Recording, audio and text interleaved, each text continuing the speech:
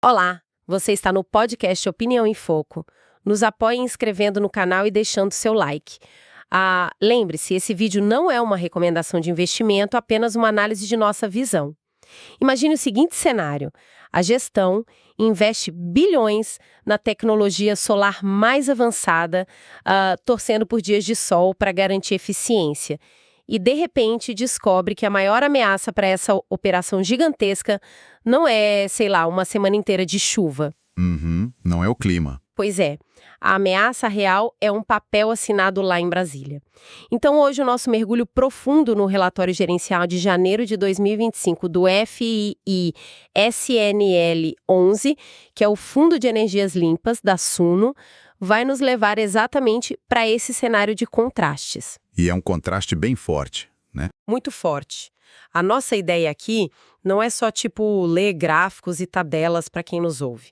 A gente quer dissecar como um fundo que compra usinas solares opera de verdade, nas trincheiras do mercado real, sabe? Exato. É infraestrutura pura. Isso, geração distribuída, cabos, placas e, estratégia de risco, o que faz essa engrenagem girar no dia a dia. Olha, o mecanismo por trás de tudo isso é tipo uma aula prática de como conectar a sustentabilidade com a economia real. Uhum. Esse fundo atua bem na espinha dorsal da transição energética do Brasil. Então, em vez de só dar dinheiro para projetos dos outros, a operação foca em desenvolver ou comprar usinas solares que já operam na geração distribuída. Certo, aquelas usinas menores, né? Exatamente. Elas geram a energia limpa e jogam tudo direto na rede da distribuidora local. E é aí que vem o pulo do gato financeiro. O motor que faz isso dar dinheiro é alugar a capacidade dessa usina para consumidores finais. Tá, e quem são esses consumidores? Podem ser grandes empresas corporativas ou até consórcios de empresas menores. O inquilino usa o crédito da energia que a usina gerou e isso abate um valor gigante da conta de luz tradicional dele. Ah, entendi. E em troca desse desconto, o fundo recebe o aluguel da usina. Então, no fim das contas, é uma ponte super eficiente entre o setor elétrico e o mercado de renda imobiliária. Na teoria isso parece o melhor dos mundos, né? Sem dúvida. Mas, quando a gente olha para a realidade agora, do início de 2025, tem uma coisa aí. O próprio relatório que a gente está analisando aponta que janeiro marcou a volta da bandeira verde nas contas de luz. Sim, choveu bastante. Pois é. Tivemos uma recuperação de 9,6% no nível dos reservatórios. A chuva voltou com força. Voltou mesmo. E isso muda a percepção das pessoas. Exato. E se a energia da rede tradicional, que vem das hidrelétricas, fica bem mais barata com a bandeira verde, por que uma grande empresa continuaria pagando aluguel de usina solar? Essa é a grande pergunta. Deixe seu like, apoie nosso trabalho. Sério, o desconto da energia solar não evapora junto com o sol quando chove. Olha, essa é a dúvida mais comum para quem está olhando para esse setor elétrico pela primeira vez. Mas a resposta está na estrutura bizarra da nossa tarifa. Bizarra como? Tipo, a bandeira verde alivia o custo imediato de gerar energia. Beleza. Mas a nossa conta de luz no Brasil carrega uma âncora muito pesada. São encargos setoriais, impostos altíssimos e aquele custo de transmissão de longas distâncias. Claro, aquela energia que vem lá de longe. Isso. E esses custos simplesmente não somem, porque choveu, sabe? A geração distribuída, como está pertinho de quem consome, ela corta grande parte dessa ineficiência da rede. Então o desconto continua existindo. Continua e é bem alto. Muitas vezes na casa dos 2 dígitos, tipo 10, 15%. Não importa se a bandeira está verde, amarela ou vermelha. A proposta aqui não é apostar contra a chuva de um mês. É uma estratégia de longo prazo, né? Exatamente. É uma estratégia empresarial para reduzir custo fixo e é blindada para o longo prazo. Faz todo sentido agora. O desconto estrutural sobrevive à variação da chuva. E os números provam que o mercado financeiro compra essa tese. Compram e muito. Os dados são bem claros. Pois é, a gente está analisando uma operação muito robusta. Para nossa audiência ter uma ideia, o patrimônio líquido atual do fundo passou de 907 milhões de reais. É muito dinheiro. É um gigante da infraestrutura. Gigante. Já atraiu mais de 68 mil cotistas E o dado que pula na tela de qualquer análise é aquele dividend yield anualizado de 14,88%. Impressionante, né? Muito, sustentando aí uma distribuição de 10 centavos por cota. E olha, o dado mais revelador do relatório não é nenhum anualizado, é o retorno total que o fundo gerou só nesse mês de janeiro. Quando foi? Cravou 1,75%. Nossa, em um mês só? Em um mês. Quando a gente isola isso e compara com os termômetros da nossa economia, a vantagem é indiscutível. Isso dá 150% do CDI. Caramba! E mais, equivale a mais de 529% da inflação do IPCA. É uma surra na inflação. Literalmente. E com uma liquidez diária super saudável no mercado. Foram mais de 45 milhões negociados no mês. Tá, mas vamos pausar um pouco aí nessa comparação, porque a nossa audiência que investe sabe que a taxa Selic hoje tá bem alta. Tá alta e ela pune os investimentos de risco. Exato. A lógica diz que quando a renda fixa paga um prêmio tão alto sem risco, ativos de infraestrutura sofrem para acompanhar. A galera tira o dinheiro e vai para a renda fixa. É o movimento natural do mercado. Então, como é que um fundo de placas solares consegue surfar tão acima desse CDI alto? Qual é o escudo deles contra essa gravidade da Selic? Então, a engenharia financeira por trás disso envolve contratos de aluguel atípicos e de prazo bem longo. Contratos blindados, digamos assim. Isso. O aluguel da usina já tem reajuste pela inflação embutido no contrato, então o poder de compra se mantém. Tá, mas só corrigir pela inflação não ganha da Selic alta. Exato. O diferencial absurdo é o prêmio de risco que eles calculam lá no começo, na largada do projeto. Quando eles alugam a usina, a taxa de retorno do projeto já tem um spread, uma gordura bem acima dos títulos públicos. Ah, então eles cobram mais caro porque o risco é maior. Exatamente. Eles monetizam o risco da infraestrutura. Mas, para entregar esses 150% do CDI na vida real, a gestão teve que fazer uma manobra bem ousada recentemente. Sim, o relatório mostra isso com muita transparência. Deu para ver uma mudança brutal de rota no jeito do fundo operar. Uma guinada e tanto. Pois é. No começo, eles operavam basicamente como uma construtora, né? O foco era 100% no que o mercado chama de greenfield. Quer começar tudo do zero. Exato. Comprar o terreno vazio, tirar a licença na prefeitura, fazer terraplanagem, trazer as placas de navio, porque eles mudaram uma rota que, na teoria, é a que dá mais lucro. É que construir do zero é super sedutor por causa da margem alta. Mas a matemática disso só fecha se o juro estiver baixo e a logística global estiver perfeita. O que, convenhamos, não é a nossa realidade hoje. Nem um pouco. Na economia real, aconteceu o oposto. As cadeias globais de suprimento deram um nó, gerando muito atraso para entregar equipamento. As placas demoravam para chegar. Isso.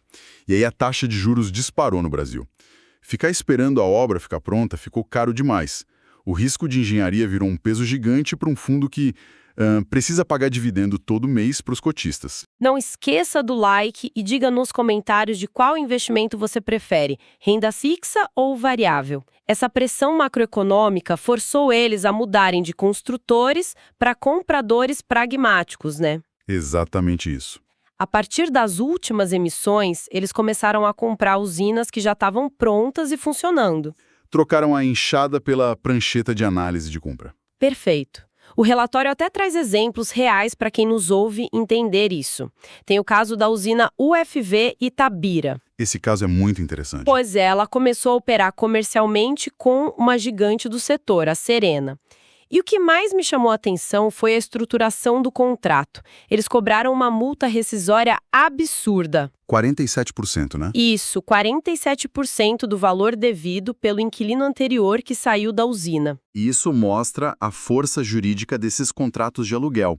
Em qualquer investimento físico, seja galpão de logística ou usina solar, a vacância é o grande vilão. Ficar com a usina parada destrói o balanço. Destrói. Mas quando você amarra um contrato que obriga o cara a pagar quase metade de tudo que ele devia se ele sair antes, o fundo respira aliviado, isso dá o oxigênio financeiro para a gestão ir para o mercado, achar um novo cliente forte e plugar ele na usina, sem destruir o dividendo daquele mês. E a prova de que isso funciona aparece no outro exemplo da usina São Bento Abade. Os locatários dessa estrutura já consumiram 29% de toda a energia nos primeiros ciclos. Um volume excelente para o início de operação. Sim, e do ponto de vista técnico, a usina gerou 97,3% do que estava projetado. Ou seja, está performando quase no ideal. Exatamente. Para a audiência que acompanha os números, isso significa cortar o risco na raiz. Para fazer uma analogia fácil, é a diferença absurda entre comprar um terreno vazio, depender do tempo para bater laje, esperar a prefeitura aprovar para abrir uma padaria. Que demora meses ou anos. Isso. Contra você ir lá e comprar a padaria da esquina que já está aberta, com fila de cliente, forno quente e vendendo pão. E botando dinheiro no caixa no mesmo dia. Exato. A tese agora é essa previsibilidade de caixa comprovada. É um porto seguro. Mas a gente tem que ter em mente que comprar essas padarias prontas gigantescas exige uma engenharia contábil muito complexa. É aí que o balanço engana quem não olha de perto, né? Demais. Às vezes gera até uma ilusão de ótica para o investidor. Porque quando a gente olha a última linha do demonstrativo de resultados, o lucro contábil acumulado por cota está em R$0,008. É menos de 1 centavo.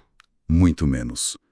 Mas mesmo com esse lucro contábil minúsculo no papel, o fundo foi lá e distribuiu os 10 centavos reais na conta da galera. E aí a pessoa se assusta. Como é que distribui 10 centavos se o lucro no papel não chega a 1? É o questionamento técnico mais natural de se fazer. Pois é, deixa eu ver se eu consigo traduzir isso. A gestão represou lucro no passado, rendendo no caixa do fundo, para criar meio que uma poupança. Isso mesmo.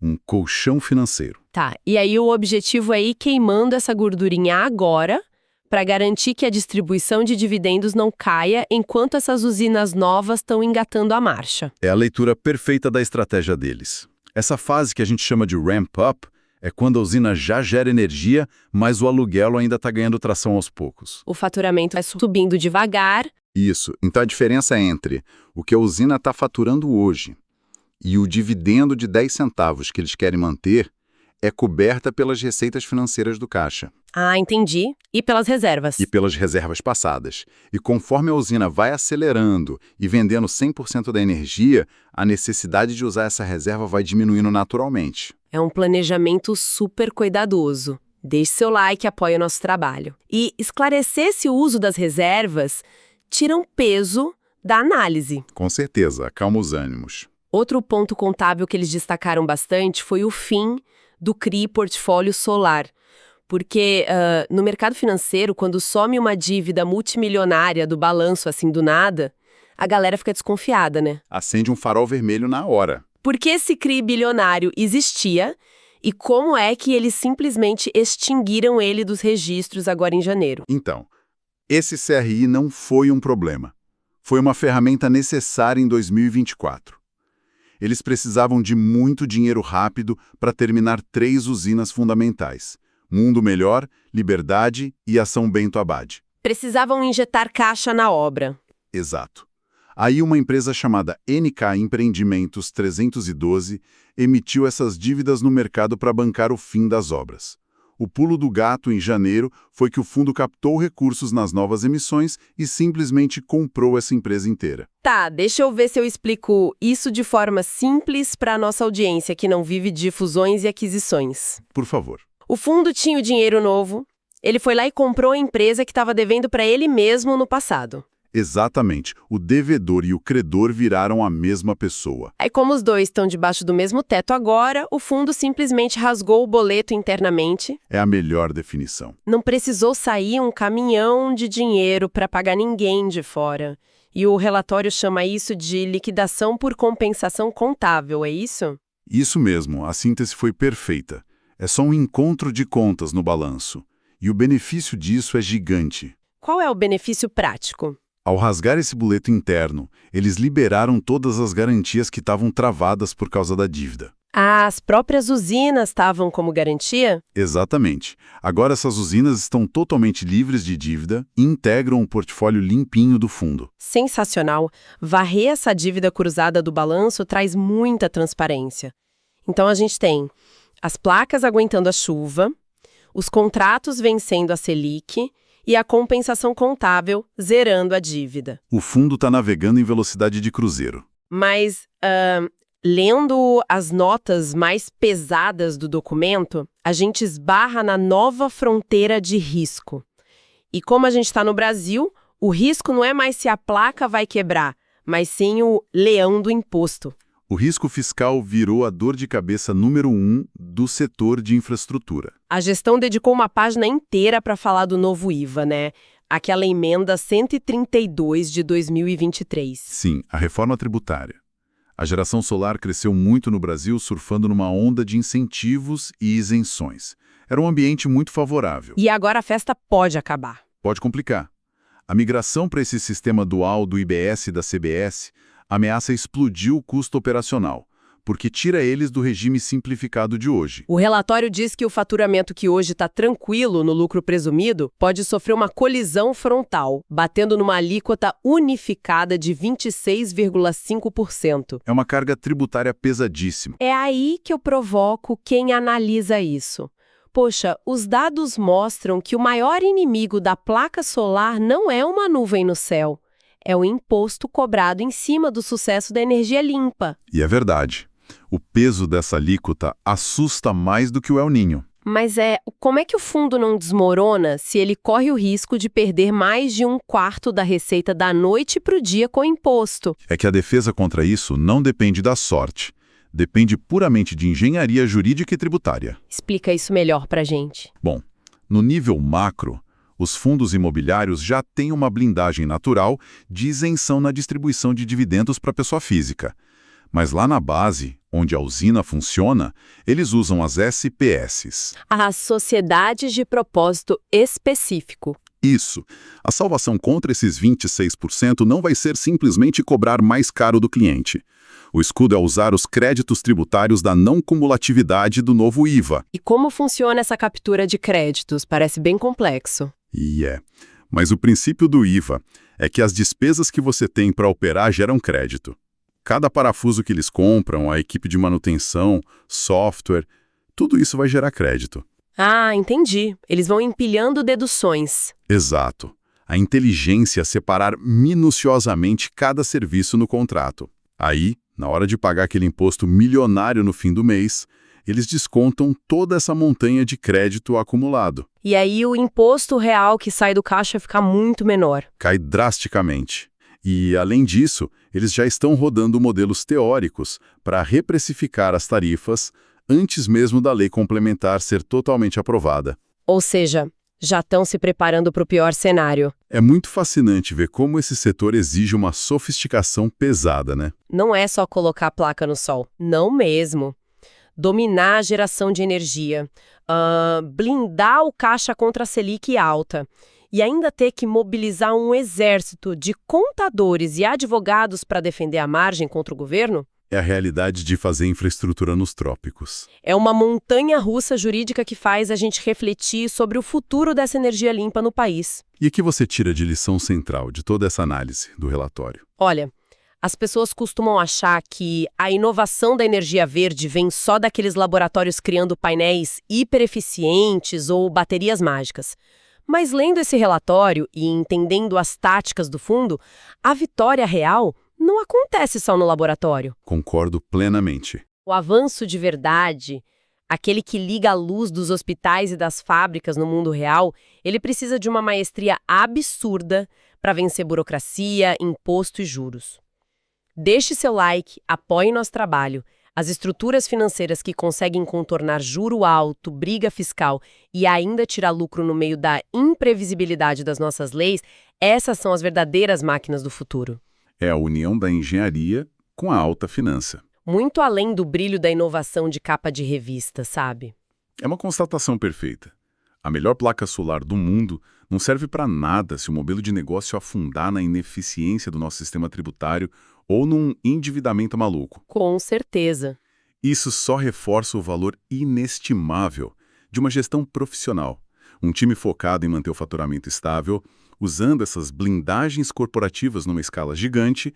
E, bom, a gente encerra mais essa avaliação detalhada com muita gratidão. Sem dúvida. É a união da engenharia com a alta finança. Muito além do brilho da inovação de capa de revista, sabe? É uma constatação perfeita. A melhor plata solar do mundo não serve para nada se o modelo de negócio afundar na ineficiência do nosso sistema tributário ou no endividamento maluco. Com certeza. E isso só reforça o valor inestimável de uma gestão profissional, um time focado em manter o faturamento estável, usando essas blindagens corporativas numa escala gigante.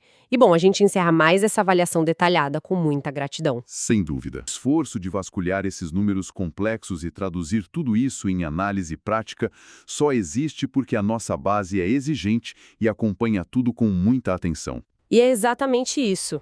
Essa jornada de investigar os balanços dos investimentos verdes do futuro não faria sentido sem a sintonia com os investidores que nos acompanham. Se essas explicações sobre as estratégias do setor elétrico trouxeram algum valor para você tomar suas decisões, peço amigavelmente que deixe o seu like aí embaixo. Compartilhe muito esse mergulho profundo com quem busca vencer no mercado financeiro e se inscreva no canal para a gente continuar crescendo essa comunidade de análises de alto nível. Muito obrigado por nos acompanhar e até o próximo Opinião em Foco.